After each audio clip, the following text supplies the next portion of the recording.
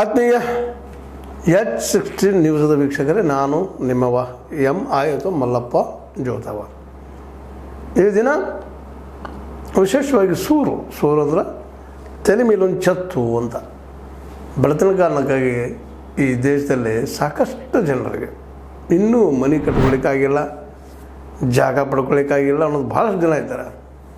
ಅದರಲ್ಲೂ ಮುಖ್ಯವಾಗಿ ಬಡತನವನ್ನು ಅನುಭವಿಸ್ತಿರುವಂಥ ಅತ್ಯಂತ ಕೆಳಮಟ್ಟದ ಜನ, ಅಂದರೆ ಕೆಳಮಟ್ಟ ಅಂದರೆ ಆರ್ಥಿಕವಾಗಿ ಕೆಳಮಟ್ಟದ ಜನ ಬದುಕೋದು ಕಷ್ಟದಾಗ ಮನೆ ಇಳಿದು ಕಟ್ಟೋಣ ಅಂತೇಳಿ ಈ ಎಲ್ಲ ನೆಲೆಯಲ್ಲಿ 2014 ಬಂದಾಗ ನಮ್ಮ ಪ್ರಧಾನಿಯವರು 2016 ಸುಮಾರಿನೆಲ್ಲ ಏನಪ್ಪ ಅಂದ್ರೆ ಪ್ರಧಾನಮಂತ್ರಿ ಆವಾಸ್ ಯೋಜನೆ ಗ್ರಾಮೀಣ ಅಂತೇಳಿ ಗ್ರಾಮದಲ್ಲಿ ಬಂತು, ಜೊತೆಗೆ ಶಹರದಲ್ಲೂ ಸಹಿತ ಇದನ್ನು ಮುಂದುವರಿಸ್ಬೇಕಂತೇಳಿ ಒಂದು ಯೋಜನೆಯನ್ನು ಹಾಕ್ಕೊಂಡು ಹೆಚ್ಚು ಕಡಿಮೆ ಈ ಒಂದು ಯೋಜನೆಯಲ್ಲೇ ಒಂದು 3-4 ಕೋಟಿ, ಒಂದು 4-5 ಕೋಟಿ ಜನಕ್ಕಂದ್ರೆ ಎಲ್ಲರಿಗೂ ತಲೆ ಮೇಲೆ ಶುರು ಮಾಡುತ್ತಾನೆ ಅಂತ ಆವತ್ತು ಆಶ್ವಾಸನೆ ಕೊಟ್ಟರು.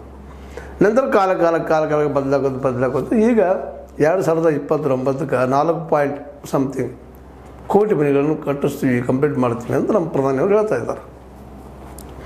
ಹೇಳಿ ಅಡ್ಡಿಲ್ಲ.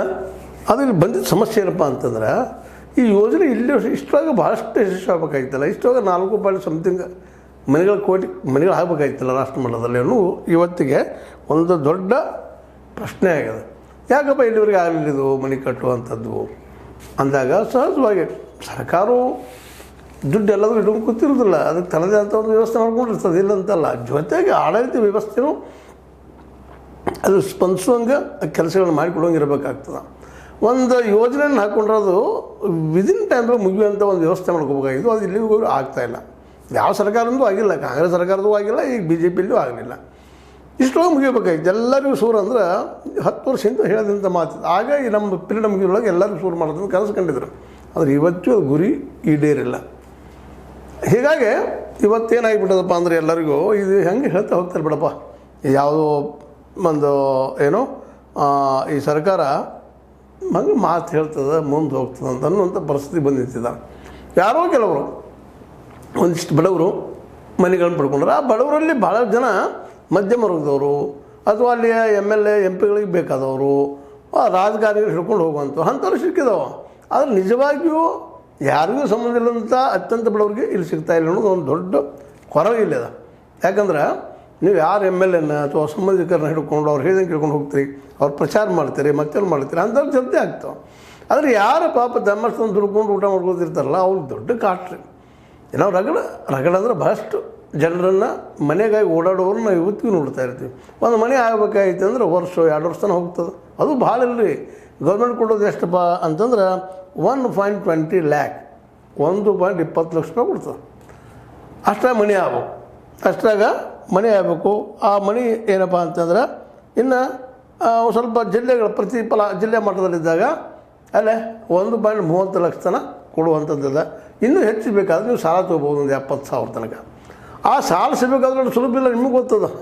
ಇಲ್ಲ ಜಲ್ದಿ ಆಗ್ತದೆ ಹೋದ ತಕ್ಷಣ ಅಂತ. ಯಾವ ಬ್ಯಾಂಕರ್ಸು ಹೋದ ತಕ್ಷಣ ನೀವು ತೊಗೊಳಪ್ಪ ಡಾಕ್ಯುಮೆಂಟ್ ಕೊಟ್ಟ ತಕ್ಷಣ ಮಾಡ್ತಾರಂತ ಅನ್ನೋದು ಭಾಳ ಸುಳ್ಳ್ರಿ. ಏನೋ ಬುದ್ಧಿವಂತರಿದ್ದರು, ಮನ್ಯಾಗ ಸ್ವಲ್ಪ ಕಲ್ತವ್ರಿದ್ದರು ಅಂದ್ರೆ ಏನೋ ಜಲ್ದಿ ಮಾಡ್ಕೊಳ್ತಾರೆ. ಇಲ್ಲ ಪಾಪ ಹೆಬ್ಬಟ್ಟಿನವ್ರು ಇದ್ರಪ್ಪ ಅಂದ್ರೆ ಮುಗಿದೋದು. ಅದನ್ನು ಕೇಳೋ ಅವಶ್ಯಕತೆಯೇ ಇಲ್ಲ. ಎಲ್ಲರೂ ಅದ್ರ ಹರ್ಕೊಳ್ಳೋರನ್ನ ಇಲ್ಲ ಏಜೆನ್ಸಿನೇ ಅಂದ್ರೆ ಮಾಡಿಕೊಡುವಂಥದ್ದು. ನಾವು ಮಾಡಿದ್ರೆ ನೀವು ಮಾಡ್ದೆ ಅಂತೇಳಿ ಇವರೆಲ್ಲ ಅಂತಾರೆ. ಇಲ್ಲ ಆನ್ಲೈನ್ ಮೇಲೆ ಆಗ್ತದ್ರಿ, ಹಾಗೆ ಹೇಗಿರುತ್ತೆ. ಆನ್ಲೈನ್ ಜ್ಞಾನ ಎಷ್ಟು ಜನರಿಗೆ ಅದು. ಆನ್ಲೈನ್ದಾಗ ನಮ್ಮಂಥವ್ರು ಸಹಿತ ಇವತ್ತು ಹೆಂಗಪ್ಪ ತುಂಬೋದ್ರಿಂದ ಮತ್ತು ನಾವು ಸೈಬರ್ ಡೆಲ್ಲಿಗೆ ಹೋಗ್ಬೇಕು, ಅವ್ರು ಬಂದು ಹೇಳಿದ್ದು ತುಂಬಬೇಕು, ಮತ್ತು ಏನು ಮಿಸ್ಟೇಕ್ಸ್ ಹೊಂಟ್ರಪ್ಪ ಅಂತ ನಮ್ಗೆ ಗೊತ್ತಿರೋದಿಲ್ಲ. ಕೆಲವೊಂದು ದಿನ ಹಾಕಿಬಿಟ್ಟಿರ್ತಾರೆ ಅವರು. ಆ ಮಿಸ್ಟೇಕ್ಸ್ ಮತ್ತು ಅದು ರೆಕ್ಟಿಫೈ ಮಾಡೋಕ್ಕೆ ಓಡಾಡಬೇಕು. ಒಂದು ಮನೆ ಇವತ್ತು ಶುರು ಮಾಡಿದ್ರೆ 1 ವರ್ಷ 2 ವರ್ಷ ಅಷ್ಟು ದುಡಿಲಾರದ ಬೆನ್ನು ಹೊತ್ತುವಂಥ ಶಕ್ತಿ ಯಾರಿಗಿದೆ ಇವತ್ತು ಬಡವರಿಗೆ. ಹೀಗಾಗಿ ಏನು ಅದಲ್ಲ ಏನಪ್ಪ ಈ ಕನಸ ಹಾಗೆ ಉಳಿತಾ ಇದೆ ಅಂತ. ಅದಕ್ಕಾಗಿ ಈ ಪ್ರತಿ ಮನೆಗೆ ಕಟ್ಟೋದಕ್ಕೆ 1.20 ಮತ್ತು 1.30 ಇಷ್ಟರೊಳಗೆ ಸಾಕಾಗ್ತಾವ ಅಂತ ಇವತ್ತು ಪ್ರಶ್ನೆ ಇದ್ಬಿಟ್ಟದ. ಯಾಕಂದರೆ ಇವತ್ತು ಮಾರ್ಕೆಟಲ್ಲಿ ಎಲ್ಲ ತೊಟ್ಟಿ ಒಂದು ಸಣ್ಣ ಮನೆನೇ, ಒಂದು ಅಡುಗೆ ಮನೆ, ಒಂದು ಬಚ್ಚಲ ಮನೆ, ಜೊತೆಗೆ ಒಂದು ಶೌಚಾಲಯಕ್ಕೆ ಒಂದು 12,000 ಎಕ್ಸ್ಟ್ರಾ ಕೊಡ್ತಾರೆ, ಒಂದು ಪಡಸಾಲಿ, ಅದ್ರ ಮೇಲೆ ಒಂದು ಸ್ವಲ್ಪ ಯಾವುದಾದ್ರು ಶೀಟ್ ಹಾಕೊಂಡ್ಬಿಡೋದು, ಇದ್ರದ್ದು ನೆರಳಾಗುವಂಥದ್ದು ಒಂದು ಏನೋ ಸಿಮೆಂಟಿನ ಶೀಟು ಮತ್ತು ಅದು ಹಾಕೊಳ್ಳೋದು. ಒಂದು ನೀವು ಕಾಂಕ್ರೀಟ್ ಹಾಕೋಣಂದ್ರೆ ಆಗಲ್ಲ, ಅದು ಅದ್ರಾಗ ಕೊಡುವುದಿಲ್ಲ ರೀ. ಹೀಗಾಗಿ ಒಂದು ಮನೆ ಕಟ್ತಾರೆ, ಅಡ್ಡಿಲ್ಲ, ಒಳ್ಳೆ ದಿನ ಇಲ್ಲಂತಲ್ಲ ಪಕ್ಕ ಮನೆ ಅಂತ ಹೇಳ್ತಾರೆ. ಅದಕ್ಕೆ ಏನೇನೋ ಪಕ್ಕ ಮನೆ ಹಾಗೆ ಹೇಗೆ ಅಂತೇಳಿ ಅದು ಒಂದು 10 ವರ್ಷ ಹೋಯ್ತಪ್ಪ ಅಂದ್ರೆ ಸಣ್ಣಗೆ ಅದು ಬೀಳುವಂಥ ಹಂತಕ್ಕೆ ಬಂದಿರ್ತಾವೆ. ಯಾಕಂದ್ರೆ ಈ ಪ್ರೈವೇಟ್ದವ್ರಿಗೆ ಅದ್ರಾಗ ಕಟ್ಟೋರು ಕಾಂಟ್ರಾಕ್ಟ್ ಕೊಟ್ರಂತೆ ಅವರ ಉಸುಕಿನ್ಯಾಗ ಸಿಮೆಂಟ್ನ್ಯಾಗ ಮತ್ತು ಅದ್ರ ಎಲ್ಲಾಗ ಹೊಡ್ಯಾರ ಅದು ಎಷ್ಟೋ ಜನಕ್ಕೆ ಪಾಪ ಗೊತ್ತೂ ಆಗೋದಿಲ್ಲ. ಮತ್ತು ಅದ್ರ ಜೊತೆಗೆ ಮತ್ತು ಇವು ಕಟ್ಸುವಂಥವ್ರು ಸಹ ದುಡ್ಡು ಹಾಕ್ಬೇಕಾಗ್ತದೆ. 1.3 ಅಥವಾ 1.20 ಅಥವಾ 1.30 ಲಕ್ಷದಾಗ ಮುಗಿದಿಲ್ಲ ಮನೆ ಅದು. ಅದಕ್ಕೆ ಓಡಾಟ ಮಾಡಾಟ ಮತ್ತು 70 ಸಾವಿರ ಸಾಲ ತೆಗಿಯಾಕೆ ಮತ್ತು ಓಡಾಟ, ಆ ಸಾಲ ತೆಗಿಯಾಕೆ ಮತ್ತು ಸಾಲ ತೆಗೆದು ಈ ಒಂದು ವಿಷ ಪರಂಪರೆ ಯಾವುದೇ ವಿಷಯದ ಬಗ್ಗೆ ಇದೊಂದು ಏನಪ್ಪ ಅಂದ್ರೆ ವಿಷ ಪರಂಪರೆ ಆಗಿಬಿಟ್ಟದಂತ. ಹೀಗಾಗಿ ನಮ್ಮ ಬಡವರಿಗೆ ಇವತ್ತು ಮನೆ ಸಿಗೋದು ಭಾಳ ಕಷ್ಟ ಅದ. ಸಿಕ್ಕವರು ಇದ್ದಿದ್ರೆ ಅನುಕೂಲಸ್ತ್ರ ಅದಾರ. ಬೇಕಾದ್ರೆ ನೀವು ಇವತ್ತು ಹೋಗಿ ಎನ್ಕ್ವೈರಿ ಮಾಡ್ಬೋದು ಎಲ್ಲ ಮನೆಗಳನ್ನು. ಮತ್ತು ಇನ್ನು ಕೆಲವರು ಪಾಪ ಸ್ಯಾಂಕ್ಷನ್ ಮಾಡಿಸ್ಕೊಳ್ತಾರೆ, ಇನ್ನೊಬ್ಬರ ಹೆಸರು ಸ್ಯಾಂಕ್ಷನ್ ಆಗಿರ್ತದೆ, ಯಾರೋ ಹೋಗಿ ಒಳಗೆ ಸೇರಿರ್ತಾರೆ. ಇದು ಈ ದೇಶದ ದುರಂತ.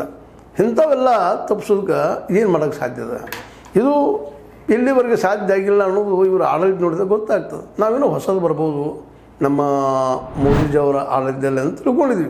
ಈ 10 ವರ್ಷದ ಆಡಳಿತಗಳಲ್ಲಿ ನಾವು ನೋಡಿದ್ದನ್ನು ಅದರ ಪ್ರಕಾರ ಅನೇಕ ದಾಖಲೆಗಳನ್ನು ಪರಿಶೀಲಿಸಿದಾಗ ಹೌದಪ್ಪ 5 ವರ್ಷ ಸುಲಭಿಲ್ಲ, ಎಲ್ಲ ಕಡೆ ಭ್ರಷ್ಟಾಚಾರ ಅಂತ ತುಳುಕ್ಯದ. ಅದ್ರಾಗ ಸಹಿತ ಪಾಪ ಆ ಬಡವ್ರದ್ದು ಆಟನೊಳಗೆ ತಿನ್ನುವಂಥ ಜನ ಇದ್ದಾರಪ್ಪ ಇಲ್ಲಿ ಅಂತೇಳಿ ನಾವು ಅದು ಎದಿ ಮುಟ್ಕೊಂಡು ಹೇಳಬೇಕಾಗಿದೆ ಇವತ್ತು. ಹೀಗಾಗಿ ನಮ್ಮ ಮೋದಿಜಿಯವರು ಏನೋ ಕನಸು ಕಂಡರು. ಆ ಕನಸು ಕಂಡಿದ್ದ ಪ್ರಕಾರ ಇವತ್ತು ಆ ಮನೆಗಳಾಗಿಲ್ಲ. ಅದರ ಸಂಸದೀಯ ಸ್ಥಾಯಿ ಸಮಿತಿ ವರದಿ ಸಹಿತ ಹೇಳ್ತದೆ ಇಲ್ಲ ಇವೆಲ್ಲ ಅಂದಂಗೆ ಆಗಿಲ್ಲ ಯಾವುವು ಅಂತೇಳಿ. ಹಾಗಾದರೆ ಈ ಕನಸು ಆಗ್ತದೇನೋ ನೆರವೇರ್ತದೇನೋ ಅಂದಾಗ ಸಹಜವಾಗಿ ಇವತ್ತಿನ ಆಡಳಿತ ವ್ಯವಸ್ಥೆ ಮೋದಿಯವರು ತೆಗೆದುಕೊಳ್ಳುತ್ತಿರುವಂಥ ನಿರ್ಧಾರಗಳು ಇವೆಲ್ಲ ಏನು ಹೇಳ್ತಾವಪ್ಪ ಅಂತಂದ್ರೆ ಸಾಧ್ಯ ಇಲ್ಲಪ್ಪ ಅಂತೇಳಿ ಮತ್ತು 1.30 ಮನೆ ಹೆಂಡತಿ ಆಗೋದಿಲ್ಲ ಅಂತ ಒಬ್ಬ ಸಹಜ ಮನುಷ್ಯನ ಹೇಳ್ತಾನೆ ಇವತ್ತು. ಯಾಕಂದರೆ ಇವತ್ತು ನೀನೋ ಮಾಡಲಿಕೊಂಡ್ರೆ ಇವತ್ತು ಅಟ್ಲೀಸ್ಟ್ ಇಟ್ಟಂಗಿ ಬೇಕು, ಅದು ಸಕ್ಕಂಗೆ ಸಿಮೆಂಟ ಉಸುಕ ಅದ್ರ ಮೇಲೆ ಕಟ್ಟೋರು ಕೂಲಿ. ಇವತ್ತು ಕಟ್ಟುವಂಥ ಕೂಲಿ ಮನೆ ಕಟ್ಟೋ ಕೂಲಿ ದಿನಕ್ಕೆ 600-700 ರೂಪಾಯಿ ಪೇಮೆಂಟ್ ಕೇಳ್ತಾರೆ. ಪಾಪ ಅವ್ರು ತಪ್ಪಲ್ಲ, ಅವ್ರ ಮನೆ ನಡಿಬೇಕಲ್ಲ. ಅದು ಕೊಡ್ಲಿಕ್ಕೆ ಆಗೋದಿಲ್ಲ. ಇವತ್ತು ಹಣದುಬ್ಬರದಿಂದಾಗೆ ಒಬ್ಬ ಬಡವ ಅಷ್ಟು ದುಡ್ಡು ಕೊಡೋಕ್ಕಾಗೋದಿಲ್ಲ. ಮತ್ತು 1.30 ಮನೆ ಆಗೋದಿಲ್ಲ. ಆಟ ಕಟ್ಟಂದ್ರೆ ಏನೋ ಕಟ್ಟಿಕೊಟ್ಟು ಹೋಗಿಬಿಡ್ತಾರೆ. ಅದು ಎಷ್ಟು ವರ್ಷ ಬರ್ತದೆ ಅನ್ನೋದು ಗ್ಯಾರಂಟಿ ಇಲ್ಲ. ಎಷ್ಟೋ ಮನೆಗಳು ಬಿದ್ದಿದ್ದು ನಾವು ನೋಡ್ತಾ ಇದ್ವಿ. ಈ ಯಾವುದೇ ಒಂದು ಯೋಜನೆಯಲ್ಲಿ ಸರ್ಕಾರಿ ಯೋಜನೆ ಕಟ್ಟಿದ ಮನೆಗಳು ಕಟ್ಟಿದ 1 ವರ್ಷ 2 ವರ್ಷ ಬಿದ್ದು ಹೋಗೋದನ್ನು ನಾವು ಕಾಣ್ತಾ ಇದ್ವಿ. ಇವೆಲ್ಲ ದೃಷ್ಟಿ ಇಟ್ಕೊಂಡು ಮತ್ತು ಇದು ಪೂರ್ಣ ಆಗುವಂಥ ಸಾಧ್ಯತೆ ಇಲ್ಲ. ಯಾಕಂದ್ರೆ 142 ಕೋಟಿ ಜನಸಂಖ್ಯೆ ಒಳಗೆ ಈಗ ಮನೆ ಇಲ್ದವ್ರು ಹೆಚ್ಚು ಕಡಿಮೆ ಒಂದು ಇಂಥ ಸ್ವಂತ ಮನೆ ಇಲ್ದವ್ರು ಒಂದು 56% ನಕ್ಕಿದ್ದಾರೆ ಇಲ್ಲಂತಲ್ಲ. ಯಾಕಂದರೆ ಸಹಜವಾಗಿ ಹೇಳುವಂಥದ್ದು ಇದು. ಉಳಿದವ್ರು 10% ಇದ್ದವರು ಬ್ಯಾಂಕ್ ಲೋನ್ ಮಾಡ್ತಾರೆ, ಮತ್ತೇನೋ ಮಾಡ್ತಾರೆ, ಮನೆ ಕಡೆ ಹೋಗ್ತಾರೆ, ಚಂದ ಮನೆ ಆಗ್ತಾವೆ. ಆ ಮಾತು ಬೇರೆ. ಪಾಪ ಇಲ್ದವರು ಕೂಲಿ ನಾಲಿ ಮಾಡೋರು ಸಾಧ್ಯ ಇಲ್ಲದ ಮಾತು. ಈ ಎಲ್ಲ ನೆಲೆಯಲ್ಲೇ ಈ ಒಂದು ದಿಶೆಯಲ್ಲೇ ಇವರು ಒಂದು ಅಂದಾಜು ಮಾಡಿದ್ದಾರೆ ನಮ್ಮ ಸಂಸದೀಯ ಸ್ಥಾಯಿ ಸಮಿತಿ ವರದಿಯವರು. ಏನಪ್ಪ ಅಂತಂದ್ರೆ ಈ ಒಂದು ವಿಷಯ 2021-22 ಶುರು ಆಗ್ತದೆ. ಇದು ಅಲ್ಲಿಂದ ಇಲ್ಲಿವರೆಗೆ ನೋಡಿದಾಗ 24ವರೆಗೆ ನೋಡಿದಾಗ ಇವತ್ತು ವಾಸ್ತವ ವೆಚ್ಚ ಆಗ್ತದಪ್ಪ ಎಷ್ಟಾಗ್ತದೆ. ಆರಂಭದಲ್ಲೇ 15,500 ಕೋಟಿ ರೂಪಾಯಿ ಕೊಟ್ಟಿದ್ರಿ ಮನೆ ಕಟ್ಟುವ ಸಲುವಾಗಿ. ಮುಂದೆ ಅದ್ರಾಗ ಏನಪ್ಪ ಅಂದ್ರೆ ಮತ್ತೆ ಪರಿಷ್ಕೃತ ಮಾಡಿದ್ರು 21-22 30,057 ಕೋಟಿ ಮಾಡಿದ್ರು. ಆಮೇಲೆ 30,057 ಕೋಟಿ. ಮುಂದೆ 22-23 20,000 ಕೋಟಿ. ಅಂದ್ರೆ ಹಿಂಗೆ ಹಾಕೋದು ಹೋದ ದುಡ್ಡು ಹಾಕಿ ಖರ್ಚು ಮಾಡಿ ಕಳಿಸೋ ಪ್ರಯತ್ನ ಮಾಡಿದರು. ಈಗ 2024 50,500 ಕೋಟಿ ಮಾಡಿದರು. ಇಷ್ಟೆಲ್ಲ ಮಾಡಿದರು. 4 ಕೋಟಿಗಳ ಮೇಲ್ಪಟ್ಟು ಮನೆ ಆಗಿಲ್ಲ, ಇನ್ನೂ ಆಗೋ ಲಕ್ಷಣದಾಗ ಅದಾವೆ. ಇನ್ನು 2.9 ಏನೋ ಅದಾವ ಅಂತ ಹೇಳ್ತಾ ಇದ್ದಾರೆ ಅವರು. ಅದು ಅಂದಾಜು ಒಂದು ಹೇಳ್ತಾ ಹೊರಟಿದ್ದಾರೆ. ಇವು ಪಕ್ಕ ಅಂತ ಹೇಳಿಕ್ಕೆ ಸಾಧ್ಯ ಇಲ್ಲ. ಆದರೂ ಜನರು ಒಂದು ಸಮಾಧಾನ ಮಾಡಿಸ್ಕೊಳ್ಳೋಕೆ ನಮ್ಮ ಈ ಆಡಳಿತಾಧಿಕಾರಿಗಳಾಗಿರ್ಬೋದು ಅಥವಾ ಮತ್ತಿನ್ನುಳಿದವರಾಗಿರ್ಬೋದು ಇಂಥ ಮಾತುಗಳು ಹೇಳ್ತಾರೆ. ಬಟ್ ಈ ಒಂದು ಸೂರು ಪ್ರತಿ ಕುಟುಂಬಕ್ಕೂ ಸಿಗೋದು.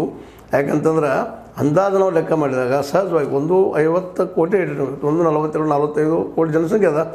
ಅದ್ರಾಗ ನಾವು 4 ಜನಕ್ಕೆ ಒಬ್ಬರಿಗೆಪ್ಪ ಅಂತಂದ್ರೆ ಹೆಚ್ಚು ಕಡಿಮೆ ಏನಪ್ಪ ಅಂದ್ರೆ ಒಂದು 25 ಕೋಟಿಗಳಿಗೆ ಮನೆ ಆಗಬೇಕು. ಇವರು ಗುರಿ ಇಟ್ಟಿದ್ದು 25 ಕೋಟಿ. ಬೇಡ ನೀವು 20 ಕೋಟಿ ಇಟ್ರಿ, ಬೇಡ 15 ಕೋಟಿ ಇಟ್ರಿ. ಇವ್ರು ಗುರಿ ಇಟ್ಟಿದ್ದು 4 ಕೋಟಿ. ಅದ್ರಾಗ ಬರೀ 2.9 ಲಕ್ಷ ಇವ್ರು ಕಟ್ಟಿದ್ದಾರೆ. ಈಗ ಇನ್ನೂ 4 ಪಾಯಿಂಟ್ ಸಮಥಿಂಗ್ ಮೇಲೆ ಕಟ್ಟೋರ್ದಾರ 29ರಾಗ. ಮತ್ತು ಉಳಿದವ್ರ ಗತಿ ಹಂಗೆ ಎಂದು ಮುಟ್ಬೋದು. ಇದು ಅಂದ್ರೆ ಇದೊಂದು ಸುಂದರ ಕನಸು.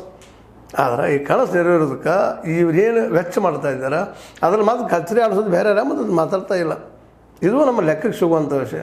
ಅದ್ರ ಕತ್ರಿ ಹಾಕಿ ಆ ಫಲಾನುಭವಿ ಕೊಡೋದ್ರಲ್ಲೂ ಕತ್ರಿ ಹಾಕೋದು, ಅವ್ರಿಗೊಂಡು ಅಡ್ವಾನ್ಸ್ ರೊಕ್ಕ ವಸೂಲು ಮಾಡುವಂಥ ಒಂದು ದೊಡ್ಡ ಗ್ಯಾಂಗ್ ಇಲ್ಲ.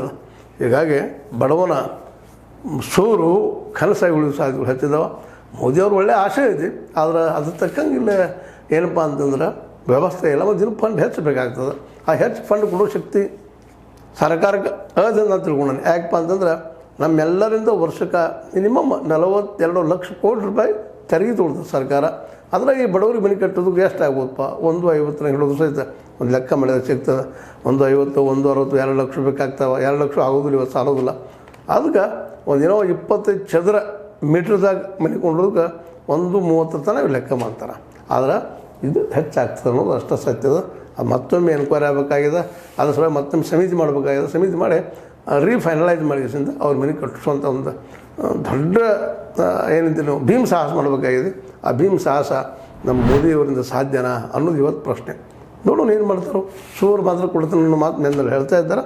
ಅದು ಕೊಡ್ಲಿ ನಾವು ಹೇಳ್ತಾ ಇದ್ದೀವಿ ಅಂತ ಹೇಳ್ತಾ ಎಲ್ಲರಿಗೂ ಸೂರು ಕನಸ ನನಸ ಅಂತ ಹೇಳ್ತಾ ನಿಮ್ಗೆ ಲೈಕ್ ಆಗಿರ್ಬೋದು. ಲೈಕ್ ಮಾಡಿ, ಶೇರ್ ಮಾಡಿ, ಕಾಮೆಂಟ್ ಮಾಡಿ, ಜೊತೆಗೆ ಸಬ್ಸ್ಕ್ರೈಬ್ ನಿಲ್ಲಿಸ್ಲಿಕ್ಕೆ ಹೋಗ್ಬಾರ್ದು ಅಂತ ಹೇಳ್ತಾ S16 ನ್ಯೂಸ್ ಇದು ಸತ್ಯದ ಕೈಗಿನಲ್ಲಿ ವಂದನೆಗಳು.